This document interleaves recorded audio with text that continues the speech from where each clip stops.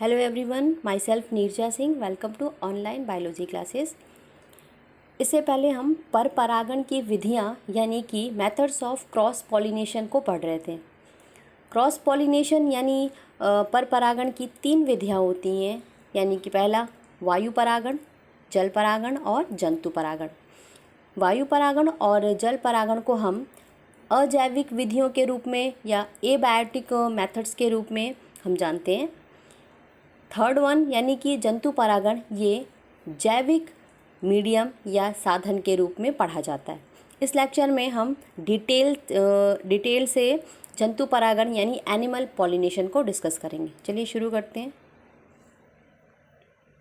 तो आज का लेक्चर है जंतु परागण एनिमल पॉलिनेशन से संबंधित, एनिमल पॉलिनेशन से रिलेटेड। सबसे पहले हम इनकी डेफिनेशन यानी परिभाषा देखेंगे। तो फ्लावर में यानी पुष्पों में जंतुओं द्वारा होने वाले परागण यानी पॉलिनेशन को हम जंतु परागण या एनिमल पॉलिनेशन कहते हैं। ठीक है, अब एनिमल पॉलिनेशन की बात हो रही है क्योंकि यहाँ क्रॉस पॉलिनेशन पढ़ रहे हैं। तो ये क्रॉस पॉलिनेशन 2 डिफरेंट प्लांट्स के बीच में होता है, 2 अलग अलग पौधों के बीच में हो रहा है। तो जाहिर सी बात है, परागकण एक पुष्प से दूसरे पुष्प तक पहुँचने के लिए इन्हें कुछ मीडियम साधन की आवश्यकता होगी। ठीक है, यहाँ पे मीडियम साधन जंतु हैं, यानी अलग डिफरेंट टाइप्स के जंतुओं के द्वारा, एनिमल्स के द्वारा पुष्पों में पर परागण की क्रिया यानी क्रॉस पॉलिनेशन की प्रोसेस होती है। तो यहाँ एनिमल्स जो कि पर परागण में क्रॉस पॉलिनेशन में मदद करते हैं, हेल्प करते हैं, वो इंसेक्ट्स हो सकते हैं यानी कीट हो सकते हैं, पक्षी यानी बर्ड होंगे, चमगादड़ यानी बैट, घोंघो यानी कि स्नेल, और कहीं कहीं पे चींटियाँ भी हैं, वो परागण में मदद करती हैं। तो इस तरह से यहाँ पर जैविक, क्योंकि ये सभी लिविंग है, जीवित हैं, तो हम इसे कहते हैं जैविक साधन। यानी जंतु परागण में भी हम इन्हें, जंतु परागण को जैविक साधन के रूप में मानते हैं, यानी ये पर परागण के क्रॉस पॉलिनेशन के जैविक साधन हैं। बायोटिक मीन्स ऑफ पॉलिनेशन कहा जाता है इन्हें। अब जंतु परागण जो है वो कौन सा जंतु भाग ले रहा है, क्योंकि यहाँ अलग अलग पुष्पों में अलग अलग तरह के जंतुओं के द्वारा परागण होता है। तो इस आधार पर यहाँ जंतु परागण को हम निम्नलिखित टाइप्स या प्रकार में बांटते हैं। सबसे पहला प्रकार हम पढ़ेंगे कीट परागण यानी इंसेक्ट, कीटों के द्वारा परागण की क्रिया। तो इसके लिए एक टर्म है एंटोमोफिली। एंटीमोफिली किसके लिए शब्द यूज़ होता है, यानी ऐसे पुष्प, ऐसे फ्लावर जिसमें इंसेक्ट यानी कीट के द्वारा परागण हो, उन्हें हम कीट परागण कहते हैं। ठीक है, और इसके लिए बायोलॉजिकल टर्म जो है, बायोलॉजी में टर्म शब्द है, इसे एंटेमोफिली कहा जाता है। ये कई सारे एग्जाम्स में पूछा जाता है। तो एंटेमोफिली क्या है, ये इंसेक्ट के थ्रू पॉलिनेशन हो, इंसेक्ट के द्वारा परागण की क्रिया हो, तो उसे हम एंटेमोफिली कहते हैं। ठीक है, तो अधिकांश जो पुष्प जिसमें कीट परागण होता है, इंसेक्ट के द्वारा परागण होता है। ठीक है, अगर हम बात करें मैक्सिमम, जो आप अगर परागण को देखेंगे, पर परागण जो इंसेक्ट जो कीटों के द्वारा होता है, ठीक है, इसमें से अगर कीट की बात करें तो लगभग 80% तक आपकी जो मधुमक्खियाँ होती हैं वो पुष्पों में पर परागण की क्रिया करती हैं। यानी कीटों में भी सबसे ज़्यादा मधुमक्खियाँ हैं, ये परागण की क्रिया को संपन्न कराती हैं। ठीक है, तो अब हम देखते हैं कि कौन कौन से कीट जो हैं वो परागण में मदद करते हैं, कौन कौन से इंसेक्ट। तो पहला है मधुमक्खी, हनी बी। दूसरा तितली यानी बटरफ्लाई, भौरा यानी बीटल, शलभ में यानी कि मॉथ, मक्खी यानी फ्लाई, बर्रे यानी वास्प। तो इतने सारे जो आपके कीट हैं, ये प्रमुख कीट हैं जो कि पॉलिनेशन में मदद करते हैं, क्रॉस पॉलिनेशन में। फिर आपको बता दिया कि सभी कीट में से भी 80% जो परागण की क्रिया होती है वो मधुमक्खियों द्वारा होती है। यानी इंसेक्ट में भी सबसे ज़्यादा जो परागण पॉलिनेशन की क्रिया होती है, प्रोसेस होती है, वो हनी बी के द्वारा संपन्न होती है। ठीक है, अब आगे हम देखते हैं कि इस प्रकार से ऐसे पुष्प, ऐसे फ्लावर जिसमें इंसेक्ट के थ्रू पॉलिनेशन होता है, कीट के द्वारा परागण की क्रिया होती है, उनमें कुछ विशेषताएं मिलती हैं। तो ऐसे पुष्प में कौन कौन सी विशेषताएं मिलेंगी, सबसे पहले विशेषताओं के भी पहले हम देख लेते हैं। यहाँ पे कुछ एग्जाम्पल्स दे रखे हैं कि कौन कौन से इंसेक्ट के द्वारा कौन कौन सा पुष्प परागित होता है। तो सबसे पहला आप देख लीजिए हनी बी यानी मधुमक्खी। बनफसा, लार्कस्पर जिसे हम डेल्फिनियम भी कहते हैं, ऑर्किड और बोगनविलिया आदि के जो पुष्प होते हैं इसमें परागण पॉलिनेशन की क्रिया मधुमक्खियों के द्वारा होती है। ठीक है, तो ये लार्कस्पर का पौधा है, ये इसे डेल्फिनियम भी कहते हैं। दूसरा डायग्राम जो है इसे बोगनविलिया कहते हैं, ये मुख्य फ्लावर है यानी पुष्प ये है। ये इसके सहपत्र कैसे हो जाते हैं, रंगीन हो जाते हैं, जो हमें पंखुड़ियों के समान दिखते हैं, पर ये पंखुड़ियाँ नहीं हैं, ये सहपत्र होते हैं जो ज़्यादातर ग्रीन कलर के होते हैं। लेकिन बोगनविलिया जो आपका प्लांट है इसमें ये कलर्ड हो जाता है, और मेन जो फ्लावर है ये छोटा सा आपको जो दिख रहा है हल्का ये येलो कलर का ये फ्लावर है। ठीक है, इसके बाद शलभ यानी मॉथ के थ्रू तंबाकू के पुष्प में निकोटियाना, धतूरा और यक्का के प्लांट में उसके फ्लावर में शलभ के द्वारा मॉथ के द्वारा परागण की क्रिया होती है। नेक्स्ट आती है तितली यानी बटरफ्लाई। बटरफ्लाई में डायएंथस जिसे पिंक फ्लावर कहते हैं, और लिली के फ्लावर में परागण की क्रिया होती है। नेक्स्ट देखते हैं कैरियन मक्खी जिसे हम कैरियन फ्लाई कहते हैं। ये रेफ्लेशिया को हम कहते हैं, ये सबसे बड़ा पुष्प है। ठीक है, संसार का सबसे बड़ा पुष्प रेफ्लेशिया, इसके द्वारा इसमें जो परागण है वो कैरियन मक्खियाँ जो है वो कराती हैं। फिर एरम एक एग्जाम्पल है। नेक्स्ट है बर्रे या वाष्प द्वारा अंजीर का जो पुष्प है उसमें परागण की क्रिया होती है। अब जैसे कि मैंने बताया ऊपर कि कीटों में कीटों द्वारा जो भी पुष्प परागित होते हैं उनमें कुछ विशेषताएं, कुछ स्पेशलाइजेशन मिलती है जिसके कारण इनमें कीटों के द्वारा परागण होता है। तो सबसे पहले आकार देखिए, तो ऐसे फ्लावर जिनमें इंसेक्ट पॉलिनेशन होगा यानी कीट उसे परागित करेंगे वो साइज़ में बड़े होंगे। ठीक है, प्रायः, और अगर कुछ छोटे हैं, ऐसे पुष्प छोटे होंगे तो वो पुष्प क्रम में मिलेंगे। यानी पुष्प क्रम क्या होता है, पुष्पों का गुच्छा हम मान लें तो पुष्पों के गुच्छे के रूप में मिलेंगे जिससे ये बड़े दिख सकें। ठीक है, स्पष्ट रूप से कीटों को दिखाई दे सकें, तो पुष्प क्रम के रूप में मिलेंगे अगर पुष्प छोटे हुए तो, लेकिन प्रायः ऐसे पुष्प बड़े होते हैं। ठीक है, ये बता दिया। नेक्स्ट कैरेक्टर या दूसरा लक्षण है रंग, यानी ऐसे पुष्प जहाँ पे इंसेक्ट यानी कीट परागण करते हैं, इनके दल यानी पंखुड़ियाँ आपको बताया था, पेटल्स कैसे होते हैं, बड़े बड़े होते हैं और चटकीले रंग के यानी कलर्ड होते हैं। ठीक है, जिससे कि कीट इसे देख के आकर्षित हो जाए, अट्रैक्ट हो जाए। अगर हम कीटों में बात करें तो मधुमक्खी प्रायः नीले और बैंगनी और पीले के कलर की फूलों के ओर आकर्षित होती है, अट्रैक्ट होती है, लेकिन ये लाल रंग को मधुमक्खी नहीं देख पाती। ठीक है, तो रेड कलर के जो फ्लावर होती हैं वहाँ पॉलिनेशन नहीं करती हैं, ये बैंगनी, पीले और नीले रंग के पुष्पों की ओर ये अट्रैक्ट होती हैं। तितलियों बटरफ्लाई की बात करें तो ये रेड कलर और नारंगी कलर की ओर अट्रैक्ट होती हैं, फ्लावर की ओर। भौरा जो है ये जो है आपका बैंगनी व नीले कलर के फ्लावर की ओर अट्रैक्ट होता है। बर्रे जो होती है वाष्प वो गहरे भूरे रंग की ओर आकर्षित होती है। और शलभ जो होता है ये वाइट फ्लावर जो होते हैं, सफ़ेद रंग के फूल, मॉथ जो हैं वो सामान्यतः सफ़ेद रंग के फूल की ओर आकर्षित होते हैं और परागण की क्रिया करते हैं। ठीक है, अब कुछ ऐसे भी पुष्प होते हैं जिनमें दलों का रंग आकर्षक नहीं होता, यानी कि कुछ ऐसे फ्लावर होंगे जिनमें इनकी पंखुड़ियाँ जो हैं वो कलर्ड नहीं हैं या आकर्षित नहीं हैं, तो उसमें कुछ और व्यवस्था होती है। जैसे एग्जाम्पल है बोगनविलिया के रंगीन सहपत्र। तो ऊपर आपको बोगनविलिया का डायग्राम दिखाया है, यहाँ पे ये बोगनविलिया का डायग्राम आपको बता दिया कि ये जो आपको पिंक कलर का इसके दल या पंखुड़ियाँ दिख रही हैं, पंखुड़ियाँ नहीं हैं, ये वास्तव में ब्रैक्ट हैं, सहपत्र हैं, जो साधारणतः हरे रंग के होते हैं, साइज़ में छोटे होते हैं, लेकिन यहाँ पे बड़े हो गए हैं आकार में और रंगीन हो गए। मुख्य पुष्प ये है, फ्लावर ये है जिसका परागण होता है। ठीक है, तो अगर पुष्प आपका लिखा जाता है आकार में छोटा है या रंगीन नहीं है तो इसके लिए पुष्प के अन्य भाग जो हैं वो रंगीन हो जाते हैं।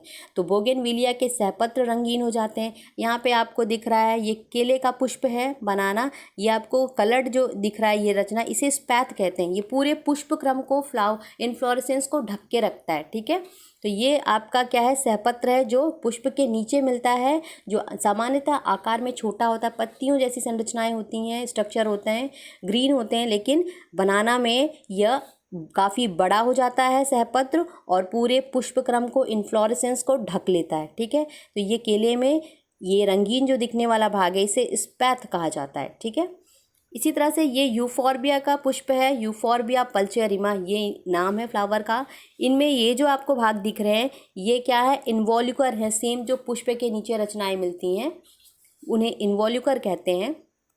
ये पुष्प इनका छोटा सा है जो कलर्ड नहीं है, ये सामान्यतः येलो या पेल येलो कलर का है, ठीक है। तो यहाँ पर क्या होता है, पुष्प के अन्य भाग जो होते हैं वो रंगीन हो जाते हैं जिससे कि ये कीटों को अपनी ओर आकर्षित कर सकें। आगे बढ़ते हैं तो कीट परागित पुष्प जो होते हैं उनमें अगला लक्षण होता है, उनमें विशेष प्रकार की गंध मिलती है। ये गंध जो होती हैं ये प्लीजेंट भी हो सकती हैं, यानी खुशबू अच्छी भी हो सकती है और गंदी भी हो सकती है। तो जो गंध के आधार पर, ऑर्डर के आधार पर हम देखें तो इनमें सामान्यतः ऐसे पुष्प क्या होते हैं, कीट परागित जो पुष्प होते हैं तो इनमें पहले तो विशेष प्रकार की गंध होगी, ठीक है। तो इस तरह के जो पुष्प होते हैं प्रायः जो गंधहीन होते हैं, गंध उत्पन्न करते हैं, वो कैसे होते हैं, प्रायः रात्रि में खिलते हैं, यानी कि उनमें विशेष कलर नहीं होगा, रंगहीन होंगे, लेकिन ये रात्रि के समय खिलेंगे, ठीक है। तो जिन पुष्पों में विशेष प्रकार की गंध पाई जाती है ये प्रायः कैसे होते हैं, कलर्ड नहीं होते हैं, ठीक है, वाइट कलर के होंगे और रात्रि के समय खिलेंगे। तो ये अपनी गंध के द्वारा ही कीटों को आकर्षित कर लेते हैं। इसमें एग्जाम्पल देखिए, रात की रानी का हरसिंगार, बेला, चंपा, चमेली आदि, ठीक है। इनमें यहाँ जो एग्जाम्पल दिए हैं इनमें विशेष प्रकार की यानी खुशबू आती है इन पुष्पों में जिसके कारण कीट आकर्षित होते हैं। तो ये आपका डायग्राम है हरसिंगार का पौधा। ये हरसिंगार के जो आपके पुष्प होते हैं ये इस प्रकार के होंगे, आपने देखे होंगे। दूसरा है रात की रानी जिसे हम कहते हैं, ये उसका पुष्प है रात की रानी का, जो कि रात में खिलती हैं, वाइट कलर के इसके फ्लावर होते हैं। इसके बाद आपका आता है कुछ ऐसे भी पुष्प होते हैं जिनमें विशेष प्रकार की गंध आती है, ठीक है। तो जैसे आपका आता है जमीकंद, एमोर्फोफेलस, रेफ्लेशिया, ठीक है। इनमें सड़े मांस की समान बदबू आती है जिसके कारण कुछ विशेष प्रकार की मक्खियाँ इसमें इनकी ओर आकर्षित होती हैं। ये एरिस्टोलोकिया का पुष्प है, ठीक है। तो एरिस्टोलोकिया का जो पुष्प होता है इसमें भी विशेष प्रकार की गंध आती है जिसके कारण क्या होता है, कीट इनके तरफ आकर्षित होते हैं। और इस एक और एग्जांपल देखें तो यहाँ पे लिखा होगा ब्लैक एरम, ठीक है। तो ब्लैक एरम जो होता है और एरिस्टोलोकिया दोनों में ही मनुष्य के मल जैसी दुर्गंध आती है जिसके कारण जो होते हैं कीट आकर्षित हो जाते हैं और परागण की क्रिया को संपन्न कराते हैं। अगला है मकरंद यानी नेक्टर। कुछ कह सकते हैं मीठे द्रव्य पाए जाते हैं पुष्पों के अंदर जिनका स्वाद मीठा होता है और उन्हें हम कहते हैं मकरंद, नेक्टर, ठीक है। तो इन्हें खाने के लिए या इनके कारण क्या होते हैं, जो कीट हैं वो भी आकर्षित होते हैं। तो जिन ग्रंथियों में इस प्रकार मकरंद का निर्माण होता है, फॉर्मेशन होता है नेक्टर का, उन्हें हम मकरंद ग्रंथियां या नेक्टर ग्लैंड्स के नाम से जानते हैं। यह विशेषकर मधुमक्खियों के लिए भोजन का स्रोत है। तो भोजन के स्रोत के रूप में जो मधुमक्खियां हैं वो पुष्पों पे बैठती हैं और इसके साथ साथ परागण की क्रिया को संपन्न करा देती हैं, ठीक है। तो एग्जाम्पल है नेस्टर्शियम और डेल्फिनियम यानी लार्किस्पर जो है, इस प्रकार से जिनमें मकरंद ग्रंथियाँ पाई जाती हैं, नेक्टर ग्लैंड्स पाई जाती हैं। अगला है परागकण। तो परागकण जो होते हैं ये भी क्या होते हैं, कुछ पौधे होते हैं जिनके परागकण स्टिकी होते हैं, चिपचिपे होते हैं और उनमें थोड़े से कांटेदार रचनाएं पाई जाती हैं। बहुत सारे जो कीट होते हैं वो परागकणों को भोजन के रूप में खाते हैं। तो जैसे ये इन पुष्पों पे बैठते हैं, इनके परागकण जो कि चिपचिपे होते हैं ये कीटों के शरीर में चिपक जाते हैं और ये परागकण को खाने के लिए आते हैं। जैसे ये दूसरे पुष्प पे बैठते हैं तो कुछ परागकण को वहीं पे छोड़ जाते हैं उनके वर्तिकाग्र पर। तो इस तरह से ये परागण की क्रिया अनायास ही संपन्न करा जाते हैं, ठीक है। अब एग्जाम्पल ये आपका पॉपी यानी पोस्ता का पौधा है, पापावर इसको कहते हैं। इसके बाद पीली कटीली आर्जिमॉन जो होता है, ये एग्जाम्पल है आलू, गुलाब और क्लिमेटिस। ये सभी क्या हैं, आपके ऐसे पुष्पों के उदाहरण हैं जहाँ पे परागकण खाए जाते हैं, ठीक है, जहाँ पे इंसेक्ट के द्वारा पॉलिनेशन होता है। अगला देखिए वर्तिकाग्र। अब ऐसे पुष्पों की जो वर्तिकाग्र स्टिग्मा होती है वो कैसी होती है, चिपचिपी होती है और खुरदरी टाइप की होती है, जिससे कि परागकण जो हैं जैसे ही कोई इंसेक्ट इन पे बैठे तो उस पे लगे हुए परागकण इनकी सतह पर आसानी से चिपक जाएं। इसके बाद आपको पहले बताया था कि कुछ इंसेक्ट के द्वारा परागित जो पुष्प होते हैं उनमें पुष्प के परागकणों में पॉलन किट पाया जाता है। पॉलन किट क्या होता है, एक चिपचिपा पदार्थ होता है, लेयर होती है जो परागकणों के चारों तरफ मिलती है, परत होती है, ठीक है। तो ये भी क्या करते हैं, आसानी से कीटों के कह सकते हैं अंगों पे चिपक जाते हैं और इस प्रकार से जैसे ये दूसरे पुष्प पे जाते हैं ये वहाँ पर उनकी वर्तिकाग्र पर इनको छोड़ाते, तो परागण की क्रिया को संपन्न करा देते हैं, ठीक है। अब कुछ खास ऐसे पुष्प होते हैं इनमें जिनमें परागण की क्रिया दे रखी है। तो साल्विया में हम पढ़ेंगे कीट परागण। नेक्स्ट हम डिस्कस करेंगे साल्विया में कीट परागण, ठीक है। Insect pollination in Salvia. Salvia के पुष्प में कीटों के द्वारा परागण होता है जो कि बहुत ही खास है, थोड़ा अलग प्रकार का है, इसे हम देख लेते हैं। तो साल्विया का जो पुष्प होता है उसे हम द्विओष्ठी या बाइलेबिएट कहते हैं, यानी ये दो ओठ के समान है। ये इसे हम ऊपरी ओठ कहते हैं और इसे नीचे वाले को निचला होठ, यानी ये अपर लिप ये लोअर लिप, ठीक है। इन्हीं दोनों के बीच में क्या है, इनका प्रजनन अंग यानी स्टेमन और कार्पल है, यानी पुंकेसर और स्त्रीकेसर उपस्थित होते हैं। तो ऊपरी ओठ जो होता है यहाँ पे ये पुंकेसर है, ये पुंकेसर है स्टेमन, और ये जो दिख रही है इसे स्त्रीकेसर या कार्पल कहते हैं, ठीक है। तो इनके प्रजनन अंग की रक्षा ये ऊपरी होठ करता है। ये जो दल है, दल यानी पंखुड़ी है ऊपर की ओर ऐसे, और निचला होठ जो होता है यह एक स्टेज की तरह कार्य करता है जिस पर आकर के मधुमक्खी बैठती है। तो साल्विया पुष्प में परागण की क्रिया को देखें तो ये हनी भी मधुमक्खी के थ्रू होती है, ठीक है। अब आके इसकी क्रिया विधि यानी कि मैकेनिज्म देख लेते हैं कि किस प्रकार से इसमें क्रिया संपन्न होती है। तो इसके क्योंकि बाइसेक्सुअल फ्लावर है, द्विलिंगी पुष्प है, दोनों भाग हैं, लेकिन फिर भी क्या होता है, अगर हम देखें तो नर भाग जो होता है यानी कि स्टेमन जो होता है वो मादा भाग के पहले, कार्पल के पहले मैच्योर हो जाता है, ठीक है। तो इसमें दो अलग अलग इसीलिए सेम कह सकते हैं पुष्पों के बीच में इनमें परागण की क्रिया स्वपरागण नहीं होता है, ये पर परागण होता है, ठीक है। तो आगे इसमें देखते हैं, इसमें पुंकेसर जो होता है इस कह सकते हैं स्टेमन, ये संख्या में दो होते हैं, दो संख्या में स्टेमन उपस्थित होते हैं, जिसमें से भी इसकी संरचना देखें तो ये जो है इसकी पुतंतु यानी फिलामेंट पुंकेसर का स्टेमन का ये मुड़ा होता है, ये छोटा होता है, ठीक है। इसके बाद ये जो पराग कोश होते हैं, सॉरी हम कहें पराग पालियाँ, ठीक है। तो ये आपके एंथर जो है ये एक बड़ा होता है ऊपर वाला और नीचे वाला छोटा होता है। इनके बीच में जोड़ने वाला जो ऊतक जिसे हम कनेक्टिव कहते हैं, टिश्यू होता है जिसे कनेक्टिव कहते हैं, ये असामान्य रूप से जुड़ा होता है, यानी असामान्य रूप से बटा, ऊपर ज़्यादा और नीचे कम, यानी कि छोटा बड़े असामान्य खंडों में योजी जो है इनकी बटी होती है, ठीक है। तो ऊपर वाला जो परागकोश होता है इसमें जो परागकण होते हैं वो फर्टाइल होते हैं, अबंध्य होते हैं, यानी जनन के योग्य होते हैं। जो निचले खंड में जो परागकोश मिलते हैं वो जनन के योग्य नहीं होते हैं, वो स्टेराइल होते हैं, बंध लिखे जाते हैं, ठीक है। अब आगे देखते हैं कि जैसे ही साल्विया के पुष्प में ये मधुमक्खी एंटर करती है तो इसकी संरचना जो विशेष प्रकार की पुंकेसर की संरचना जो कैसे मुड़ी हुई है, तो इसकी निचली पाली से, यानी ये जो निचला वाला परागकोश है ये इसके पीठ पे जैसे ही रगड़ खाता है तो ये पाली जैसे ही रगड़ खाता है तो इसको धक्के लगने की वजह से योजी जो है ऊपर वाली जो ऊपर खंड की योजी है ये नीचे की ओर लीवर की जैसे इस प्रकार से कीड़े के ऊपर झुक जाती है, ठीक है। तो ऊपरी योजी जो है ये लीवर की तरह झुक जाती है, जिसके कारण ऊपरी पाली के जो परागकोश हैं ये इसके पीठ पे या पृष्ठभाग पर के परागकण को चिपका देते हैं या छोड़ जाते हैं, ठीक है। इस प्रकार से जैसे ये मधुमक्खी दूसरे पुष्प में जाती है यही सेम क्रिया करने, यानी कि ये मकरंद के लिए जाती है तो ये इस पे बैठती है, तो क्योंकि इसका आपको संरचना दिख रहा है स्त्री केसर का, ये रचना दिख रही है, ये इसके पीठ की तरफ है, तो इसकी वर्तिकाग्र जो है ये मुड़ी हुई होती है, तो इसकी पीठ से रगड़ खा करके जो परागकण इसके पृष्ठभाग से चिपके हुए रहती हैं ये इनके वर्तिकाग्र पर आके लग जाते हैं। इस प्रकार से इनमें परागण की क्रिया संपन्न हो जाती है, ठीक है। तो क्योंकि यहाँ पे विशेष संरचना, यहाँ पे स्ट्रक्चर स्टेमन का है वो विशेष है, पुतंत्र छोटा है और इनकी योजी जो है असमान रूप से बटी हुई है, कहीं थोड़ी छोटी और बड़ी।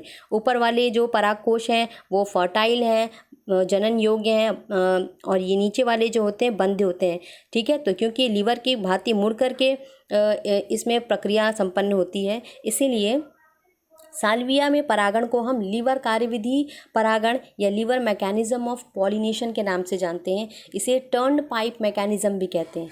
कई एग्जाम्स में पूछे जाते हैं कि लीवर मैकेनिज्म ऑफ पॉलिनेशन या टर्न पाइप मैकेनिज्म किस में पाया जाता है, तो ये साल्विया के पुष्प में मिलता है। ठीक है, दूसरा खास तरह का परागण यानी पॉलिनेशन देखा जाता है यक्का के पुष्प में। ठीक है, यहाँ पर प्रोन्यूबा शलत या मॉथ कहते हैं इसे, ये इसके पुष्प में परागण पॉलिनेशन कराता है। ठीक है, ये दोनों पुष्प और ये जो मॉथ है ये दोनों एक दूसरे के पूरक हैं। ठीक है, यानी एक दूसरे के बिना जीवित नहीं रह सकते। इस शलत के बिना इस पुष्प में कोई अन्य कीट परागण नहीं करा सकता। तो इस तरह के जो सह संबंध है इसे हम कहते हैं ऑब्लिगेट है, यानी एक दूसरे के लिए ज़रूरी है, अन्यथा ये एक दूसरे का जीवन चक्र है वो कंप्लीट नहीं हो पाएगा, पूरा नहीं हो पाएगा और ये इनकी मृत्यु हो जाएगी। ठीक है, तो इसमें भी क्या होता है, जो कीट होता है ये अंडे देने के लिए और क्या कह सकते हैं पॉलन को खाने के लिए, परागकणों को खाने के लिए जैसे पुष्प में एंटर करता है। ये पुष्प इसका इस प्रकार से होता है, नीचे की ओर ऐसा लटका हुआ, ये सीधा बना हुआ है, इसका पुष्प यूँ होता है, नीचे की ओर ऐसा लटका हुआ यक्का का। ठीक है, तो ये संरचना दिखाने के लिए हमने ऐसा दिया डायग्राम। तो इसमें क्या होता है, जैसे ये एंटर करता है परागकणों को खाने के लिए, तो इनके परागकण क्या होते हैं, इसी दौरान इनके पृष्ठ सतह पर चिपक जाते हैं। फिर यह जो कीट है यानी मॉथ है, ये अंडे देता है कहाँ पर, इनकी अंडाशय में।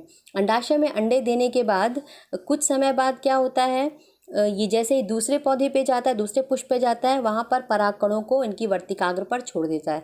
तो इस तरह से परागण की क्रिया हो जाती है। कुछ समय बाद इनके अंडों से लार्वा निकल आते हैं। ये जो लार्वा होते हैं ये इस जैसे फल बन जाता है, ये फल पुष्प फल में बदल जाता है, उसके जो नए बीज होते हैं इनको खाता है और जैसे ही लार्वा मैच्योर हो जाता है, एडल्ट बन जाता है, वयस्क बनता है, ये इस फल से बाहर निकल आता है। तो इस प्रकार से इंसेक्ट पॉलिनेशन यक्का के पौधे में देखा जाता है जो कि प्रोन्यूबा मॉथ के द्वारा संपन्न होता है। ठीक है, तो इस तरह से इनका लाइफ साइकिल कंप्लीट होती है। ठीक है, अगला देखते हैं अंजीर।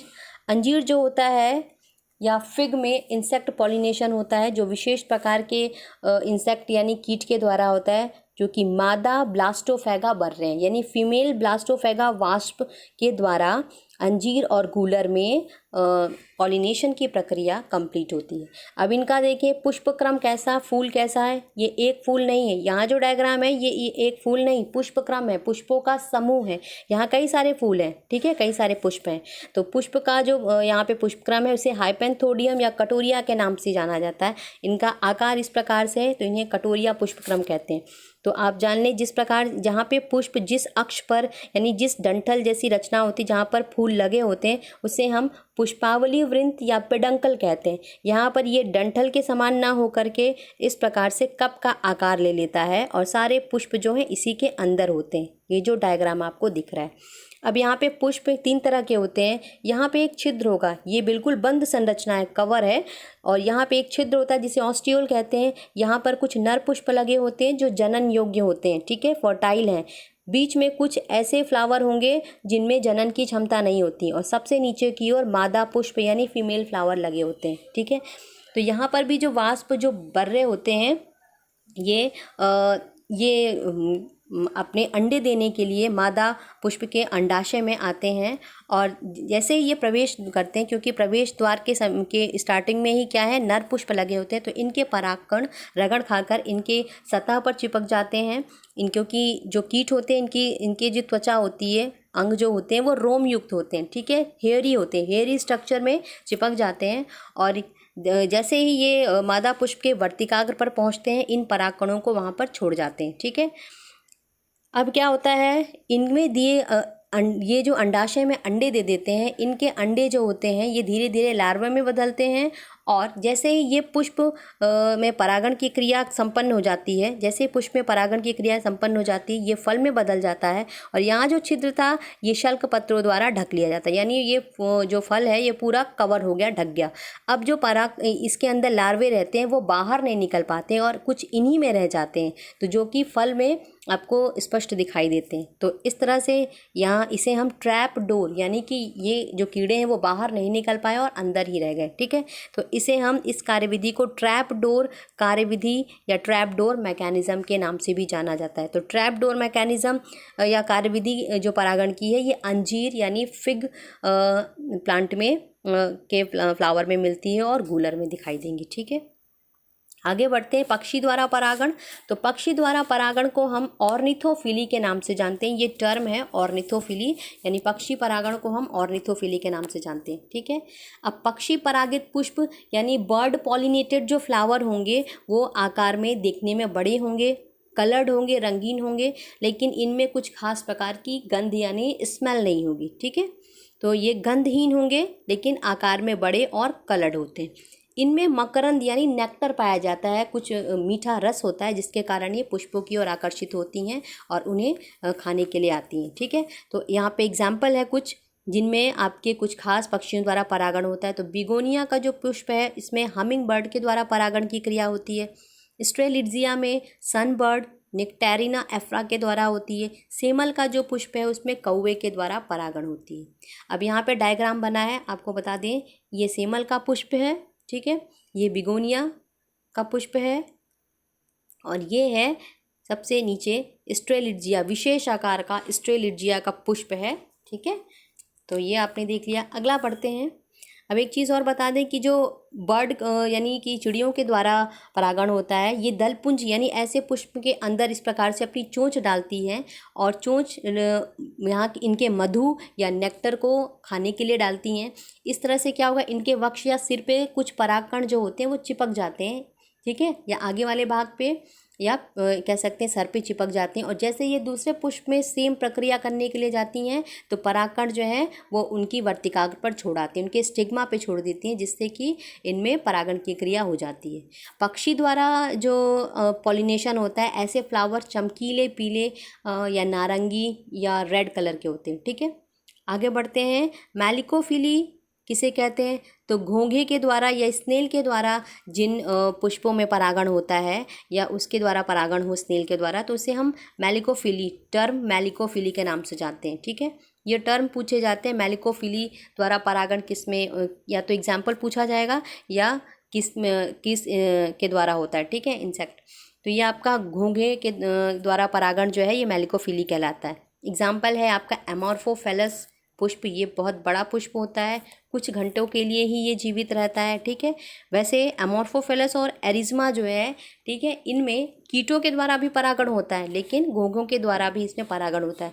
जो स्नेल होते हैं ये यहाँ पर रहने के लिए यानी कि कह सकते हैं अपना स्थान, यानी इनको रहने के लिए स्थान के रूप में है और यहाँ पर ये क्या करते हैं नर, और जैसे ही ऊपर से नीचे की ओर आते हैं परागण की क्रिया को संपन्न करा देते हैं, ठीक है। तो इस पुष्प में भी क्या होती हैं स्थिति देखी जाती है कि मादा भाग जो होता है ये पहले मैच्योर होता है, नर भाग बाद में मैच्योर होता है। तो एक घोंघा जैसे ही दूसरे पुष्प में जाता है एक से दूसरे पुष्प में, तो वहाँ पर लगे हुए परागकण वहाँ पर दूसरे पुष्प में छोड़ आता है। तो इस तरह से ये परागण की क्रिया को संपन्न करा देते हैं, ठीक है। अगला है कीरोप्टेरोफिली, जो कि कहाँ पाया जाता है, चमगादड़ों द्वारा परागण की क्रिया को हम कीरोप्टेरोफिली कहते हैं, ठीक है। कुछ खास पुष्प हैं जिनमें इनके द्वारा परागण होता है, जैसे कदम्ब, कचनार, बौहिनिया जिसे कहते हैं, एडेंसोनिया आदि में चमगादड़ों द्वारा परागण की क्रिया संपन्न होती है। हम जानते हैं कि चमगादड़ जो होते हैं बैट, ये रात के समय निकलते हैं और या तो ये कीटों को खाने के लिए, इंसेक्ट को खाने के लिए, या फल खाने के लिए, या मकरंद यानी कि नेक्टर खाने के लिए, या परागकणों को खाने के लिए ये इधर उधर पेड़ पौधे पे जाते हैं।